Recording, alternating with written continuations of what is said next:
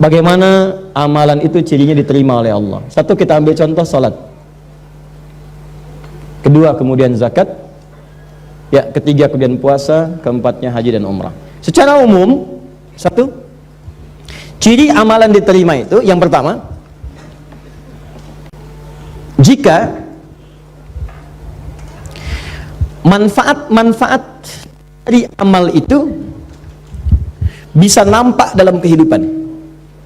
Manfaat-manfaat atau fungsi dari amal yang dikerjakan itu nampak dalam kehidupan. Tahan. Saya beri contoh misal. Maaf teman-teman, saya berikan kaidah umum dulu ya, kaidah umum. Itu semua ibadah itu kan bukan hampa makna. Semua ibadah itu punya fungsi, punya tujuan, punya manfaat. Ya, misal, salat itu telah kita uraikan di awal bahasan kita, punya 5 manfaat. Orang salat itu pasti mendapatkan 5 manfaat ini. Jadi kalau orang salat tidak mendapatkan 5 ini atau satu di antara 5, berarti salatnya ada yang tidak tepat. Minimal satu di antara 5 mesti dapat. Jadi kalau yang 5 ini apalagi berkumpul dalam diri kita, ini menunjukkan 100% salat kita diterima oleh Allah Subhanahu wa taala. Satu di antara 5, alhamdulillah, ada penerimaan dari Allah Subhanahu wa taala. Yang bahaya itu kalau satu pun dari 5 itu nggak ada yang dapat, maka ada yang salah dalam salatnya. Ini menandakan belum diterima salatnya oleh Allah Subhanahu wa taala. Nah, contoh yang pertama, misalnya Quran surah ke-29 ayat ke-45. Anda hafal salat, Anda hafal ayatnya insyaallah. Innas salata tanha 'anil fahsya.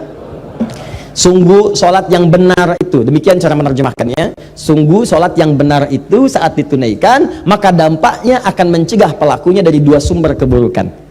Jadi sifat dan sikap buruk itu hanya 2 sumbernya. Kalau bukan fahsya itu mungkar. Fahsya itu keburukan yang datang lewat syahwat. Maaf ya, pornografi, porno aksi, LGBT, kata-kata jorok, gambar-gambar yang seperti itu fahsya namanya. Jadi kalau Anda sholat, Anda masih menikmati kata-kata yang kotor, tontonan-tontonan, gosip-gosip yang tidak jelas, gambar-gambar yang erotis, itu fahsya namanya. Jadi kalau orang nggak sholat, kata-katanya kotor, dia nggak sholat. Tapi kalau Anda sholat, tontonannya, ucapannya, pendengarannya menjurus kepada fahsya, ada yang salah dalam sholatnya. Ada yang salah. LGBT, yuk saya ajak Anda sadar lah, yuk, ayo sadar, kembali. Kita doakan, kita bantu jadi manusia yang baik. Ya, jadi manusia yang baik, kita dorong jadi baik. Sayang itu artinya memberikan perhatian supaya sama-sama punya level kebaikan. Jadi kalau merasa kurang baik, jangan dipertahankan keburukan itu. Maaf ya, cuman setan yang mempertahankan keburukan. Karena beda manusia dengan setan, setan salah nggak kenal benar, karena itu setan salah nggak mau tobat. Kalau manusia itu salah dan tobat. Jadi kalau ada manusia salah nggak mau tobat, patut dipertanyakan dia manusia apa bukan. Itu rumusnya. Adam itu manusia, salah, turun kalimat tobat, Quran surah 2 ayat 37. Tobat, diucapkan kalimat tobat, Quran surah 7 ayat 23. Begitu diucapkan, diterima tobatnya. Fatalaqa Adamu min rabbi kalimatin fataba alaihi. Apa kalimatnya? Rabbana zalamna anfusana wa illam taghfir lana wa tarhamna lanakunanna minal. Begitu diucapkan, diterima taubat. Setan salah, diberi kesempatan taubat, Quran surah 7 ayat ke-12. Kata Allah, ma mana'aka alla tasjuda idh amartuk. Hei kamu setan, kamu salah, saya perintahkan nggak mau sujud. Kenapa nggak mau sujud? Itu kan perintah saya. Itu kalimat kesempatan taubat nggak diambil. Apa jawabannya? Ana khairum minhu, khalaqtani min narin wa khalaqtahu min tin. Saya lebih hebat daripada Adam. Saya diciptakan dari api, dia dari tanah. Nggak level, dari api harus sujud kepada yang tanah. Marah Allah. Allah fakhruj, keluar kamu, keluar. Nah, jadi setan itu diminta taubat, diajak baik, nggak mau. Kalau manusia itu beda, diajak baik jadi baik. Ya, jadi kalau Anda misalnya mendapati keluarga, teman, kawan, kemudian dia salah, diajak untuk jadi baik, nggak mau, itu tandanya bukan. Tandanya dia sedang dipengaruhi oleh setan. Bukan tandanya dia setan. Ibu punya suami, diajak baik, papa jadi baik dong pak. Mama ini ngajarin papa, setan. Bukan. Ada pengaruh di situ. Jelas ya? Balik sini. Jadi orang salat itu pasti menjauh dari perbuatan fahsya, mungkar, keburukan yang diingkari oleh hati kita. Sumbernya nafsu perut dengan akal. Nafsu perut itu maaf, materi, mencuri, nafsu perut tuh, korupsi, kolusi, menipu. Nggak ada orang salat nipu, mustahil. Ini yang paling aneh, orang salat dia ikut salat baru takbir keluar mencuri. Wudu habis wudunya apa? Akhi, apa kabar? Dipakai juga. Sholat takbir, begitu takbir khusyuk kelihatan. Rakaat pertama mundur, tas orang diambil. Ada yang mundur, kotak infak di bawah. Ada yang salah, mustahil. Orang sholat itu kalau habis sholat dia ingat Allah. Kalau orang ingat Allah mustahil bermaksiat. Quran surah 4 ayat 103. Fa idza qadaitumus salata fadhkurullah. Kalau sholat kamu selesai, kamu akan ingat Allah. Jadi kalau orang ingat Allah nggak akan maksiat. Anda selesai sholat, pergi ke kantor, ya di musola, pulang, ba'da sholat, kembali ke pekerjaan. Maka saat bekerja nggak mungkin maksiat, nggak mungkin, mustahil. Nggak ada tangan mudah menggerakkan, angka bertambah, tanda tangan kwitansi dinambah, cek kosong diisi nggak benar, broker macam-macam, itu mustahil orang sholat demikian, mustahil. Datang duduk, datang orang, Pak ini Pak, tanda tangan, mudah aja nggak ada, dia akan lihat, Allah salah ini, maaf Mas saya malu dengan Allah. Kenapa? Tangan saya ini baru dipakai tahiyat, masa kemudian digunakan maksiat? Jari saya jadi tahiyat, nggak akan dipakai untuk maksiat, silahkan ambil. Begitu Anda katakan, diceritakan pahala oleh Allah, pahala. Dan ingat ya, pahala itu bukan cuma lahir dalam perintah, tapi larangan. Ketika Anda dikerjakan itu dapat pahala, segera berdoa, ya Allah, mohon pertahankan keluarga saya dari perbuatan maksiat, jauhkan dari godaan setan. Jelas ya? Kembalikan. Nah ini cirinya. Jadi fahsya mungkar hilang. Nah jadi kalau selama ini Anda ibadah, ciri itu tidak ada yang salah. Zakat saya cepat. Zakat itu ciri penerimaannya jika ada perasaan dalam hati kita sudah tidak loba lagi dengan harta. Ya, tidak loba dengan harta, suka senang berbagi, lebih tepat guna, lebih proporsional, lebih punya visi. Allah kasih saya kebutuhan, ya Allah terima kasih, sebulan 50 juta, ternyata kebutuhan saya cuma 30 juta. Dia evaluasi, berarti yang 20 juta itu bekal saya ke surga. Maka turunlah Quran surah ke-28 ayat 77, paling kiri sebelah bawah. Wabtaghi fima atakallahu daral akhirah wala tansa nasibaka minad dunya. Kata Allah, hei fulan, saya titipkan harta buat ngejar ke surga, karena amalan kamu itu nggak sama dengan dia. Dia itu kelihatannya sedikit, tapi malamnya bisa tahajud, siangnya bisa puasa, baca Quran sudah banyak, hafal Quran di dalam jiwanya, dalam kepalanya. Kamu ini saya berikan harta lebih, karena tahajud gak bangun-bangun, baca Quran belum mampu, hafal Quran pun di luar kepala, masih di luar, belum masuk. Saya berikan tambahan harta supaya nyusul amalan dia, diberikanlah harta berlimpah, masuk, dipakai. Makanya ketika kalimat itu turun, kalimat Qur'annya wabtaghi fima atakallahu daral akhirat, cari negeri akhirat dengan harta itu. Sedekah, infak. Makanya orang-orang yang telah lulus ujian dengan harta itu, jadi orientasi mengejar peningkatan omsetnya itu untuk jadi akhirat, Bu, Pak. Betul, bagaimana bisa zakat kalau nggak ada uangnya?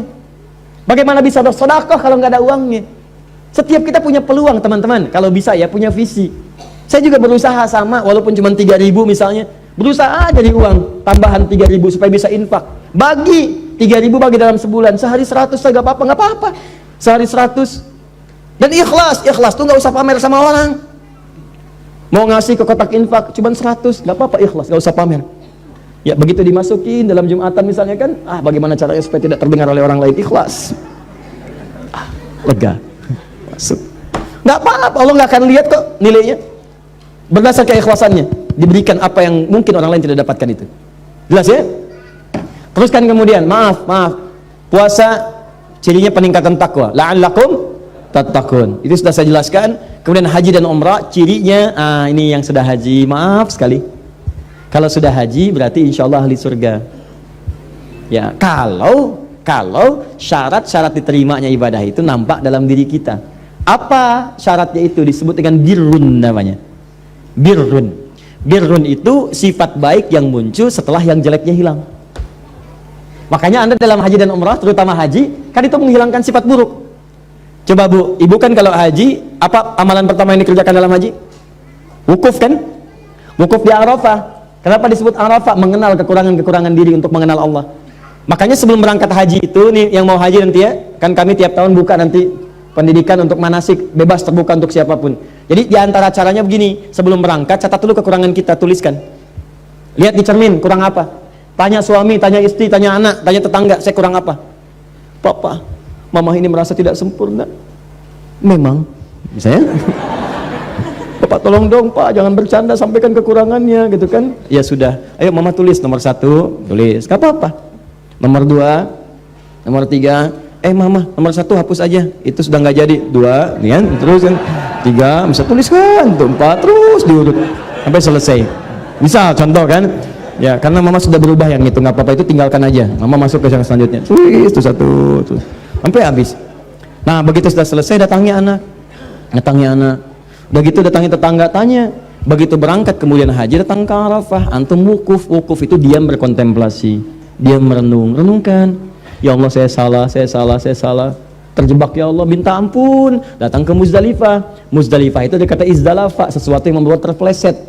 Ya, datang ke Muzdalifah, ini yang menyebabkan saya sering terpeleset. Apa itu? 3 faktor. 1, diri saya sendiri, Aqabah. Yang kedua, lingkungan sekitaran yang dekat, disebut dengan wusta.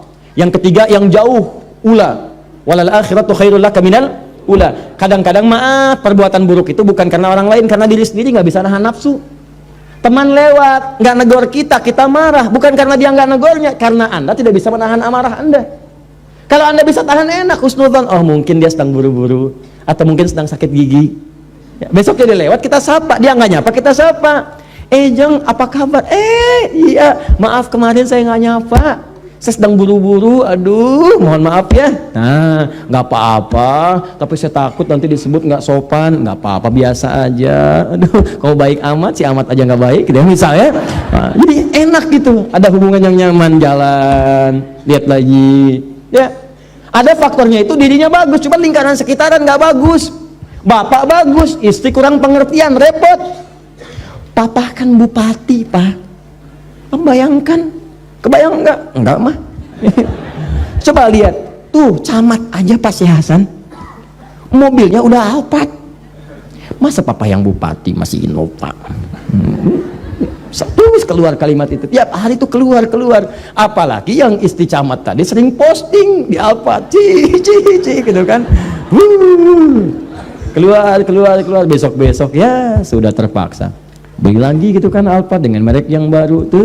Keluar, pekan depannya KPK datang.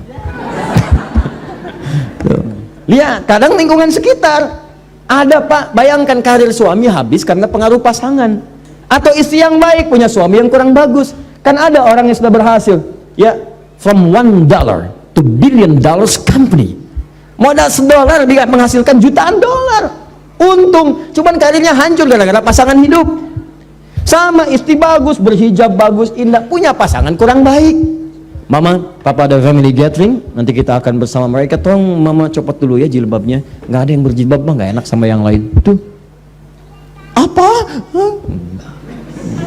Katakan dengan yang lembut, Pak, pekerjaan itu sudah diatur, ajal kita juga kurang jelas, Pak, mungkin di pertengahan kita wafat.